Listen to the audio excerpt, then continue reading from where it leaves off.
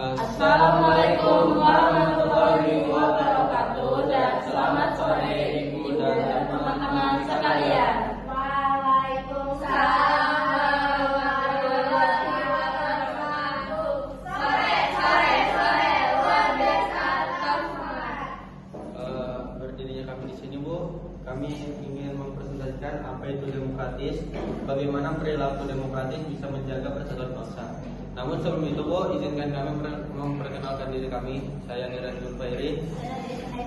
Saya Nek Pratiwi Hadi Putri. Muhammad Adam.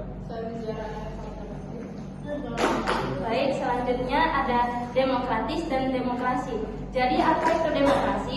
Demokrasi adalah sistem pemerintahan di mana kekuasaan tertinggi berada di tangan rakyat dan dijalankan oleh rakyat, baik secara langsung maupun melalui perwakilan-perwakilan yang mereka pilih. Kata demokrasi sendiri berasal dari bahasa Yunani, yaitu demos yang artinya rakyat dan kratos yang artinya kekuasaan. Dalam sistem demokrasi, rakyat memiliki hak dan kebebasan untuk berpartisipasi secara langsung untuk memilih arah kebijakan pemerintahan mereka. Lalu selanjutnya, apa itu demokratis? Demokratis adalah sifat, cara berpikir, dan perilaku yang menjunjung tinggi prinsip-prinsip demokrasi, yaitu kekuasaan tertinggi berada di tangan rakyat, menjamin kesetaraan, keadilan, dan kebebasan bagi warga negara. Selanjutnya adalah perilaku demokratis yang dapat menjaga persatuan bangsa, yaitu menghargai perbedaan dan toleransi. Contoh dari menghargai perbedaan dan toleransi, yang pertama tidak melakukan diskriminasi. Apa itu diskriminasi? Diskriminasi adalah sebuah tindakan membeda-bedakan individu atau kelompok akibat perbedaan karakteristik yang mereka miliki. Jadi seharusnya kita itu menghargai perbedaan karakteristik tersebut, bukannya malah membedakan atau melakukan tindakan diskriminasi. Yang kedua yaitu menghormati hukum. Jadi kita harus menghormati peraturan perundang-undangan yang sudah ada dan sudah ditetapkan dan melaksanakan peraturan tersebut tanpa menolak peraturan tersebut agar negara kita ini menjadi damai, aman, dan tertib. Dan yang terakhir ada menerima perbedaan pendapat. Jadi kita harus menerima perbedaan pendapat atau perbedaan sudut pandang seseorang tanpa harus menghakiminya agar mencegah konflik dan memperkuat rasa persatuan bangsa. Lalu selanjutnya ada menjamin kebebasan berpendapat dengan santun. Pada poin ini ada 3 cara yang bisa kita lakukan agar terciptanya penyampaian pendapat dengan santun. Yang pertama ada fokus kepada isu bukan personal. Dalam untuk menyampaikan pendapat, yang kita soroti adalah isu yang dibahas atau topik yang sedang dibahas, bukan menyerang pribadi seseorang. Dengan hal ini diskusi akan tetap menjadi lebih sehat dan tidak ada konflik personal. Lalu yang kedua, memberikan solusi.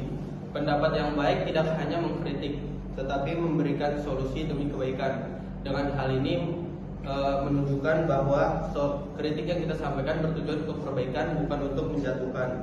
Lalu yang ketiga, menghindari ujaran kebencian dan sara.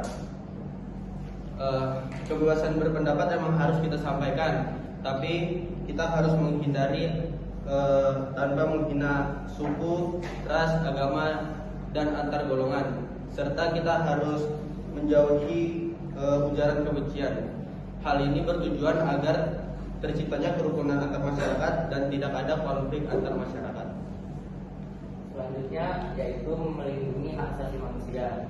Melakukan perlindungan terhadap hak asasi manusia ini dapat melalui berbagai cara seperti kepatuhan terhadap hukum nasional dan internasional serta peran aktif individu dan masyarakat untuk menjaga hak asasi manusia ini. Terdapat 3 poin penting yang bisa dilakukan untuk melindungi hak asasi manusia seperti peraturan perundang-undangan yang menjamin hak asasi manusia, lalu menegakkan supremasi hukum, lalu yang terakhir perlindungan terhadap kelompok minoritas. Selanjutnya dalam hal mengutamakan musyawarah dan mufakat ada 3 poin penting yang perlu diperhatikan. Yang pertama, kita harus mendengarkan pendapat orang lain dengan seksama. Hal ini bertujuan agar tidak terjadi adanya kesalahpahaman antar pihak. Selanjutnya yang kedua ada bersikap terbuka terhadap perbedaan.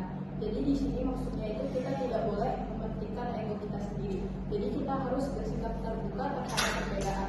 Karena perbedaan pendapat ini mungkinnya pendapat orang lain itu lebih baik baik atau bisa melengkapi pendapat kita.